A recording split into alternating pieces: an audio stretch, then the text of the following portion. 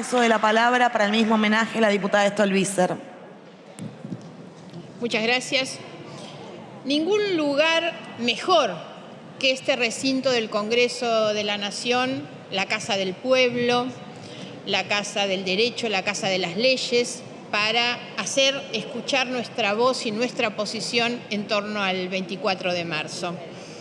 Está claro que la fecha no... Espere un minuto, diputada Stolbizer. Diputado de Loredo, diputado Tetaz, les puedo pedir que están tapando a la diputada Stolbizer. Está hablando. Gracias. Continúe, diputada. Gracias, presidenta.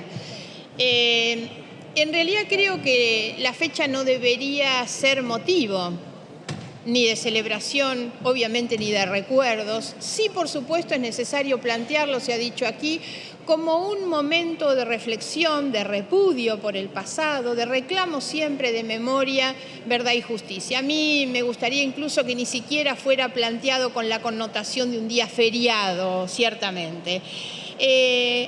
Los crímenes cometidos por la dictadura necesitaron cerrar y silenciar esta Casa del Pueblo, así como necesitaron silenciar a los partidos políticos, necesitaron adormecer el pueblo para instalar un modelo de aniquilación de derechos y libertades que rechazamos y repudiamos íntegramente. Un modelo que consistió en la supresión de las instituciones, en las torturas, el horror, el genocidio, la desaparición de personas, el robo de bebé, la sustracción de la identidad. Todo esto es obvio más que suficiente para pensar en la necesidad de unificar una voz en torno al 24 de marzo. Quiero reivindicar el trabajo de la CONADEP, el trabajo y sobre todo la realización del juicio a las juntas militares y de manera especial todos los testimonios que con tremenda valentía se prestaron durante el juicio y que fueron los que permitieron haber llegado justamente a una condena.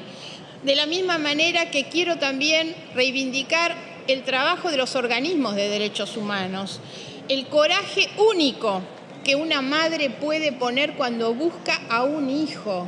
Estas son cuestiones que nosotros no podemos soslayar de ninguna manera. Ahora, quiero ser muy clara en esto también.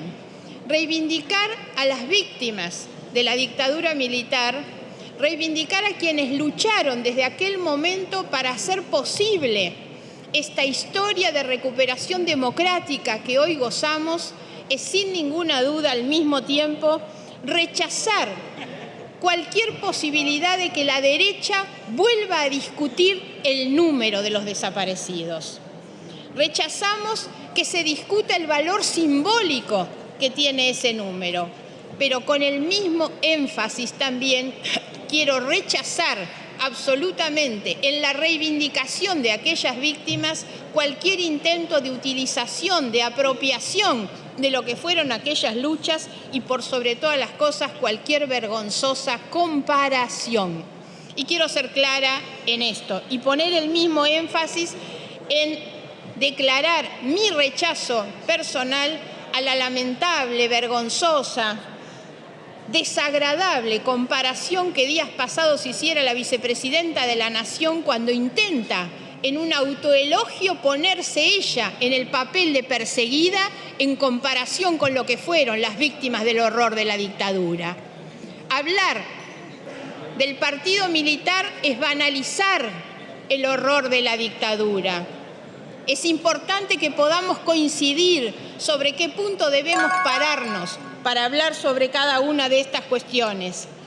La patología narcisista siempre es mala, pero es mucho peor cuando se agravia a quienes sufrieron verdaderamente el horror y a quienes fueron verdaderamente víctimas en ese intento de apropiación y de utilización.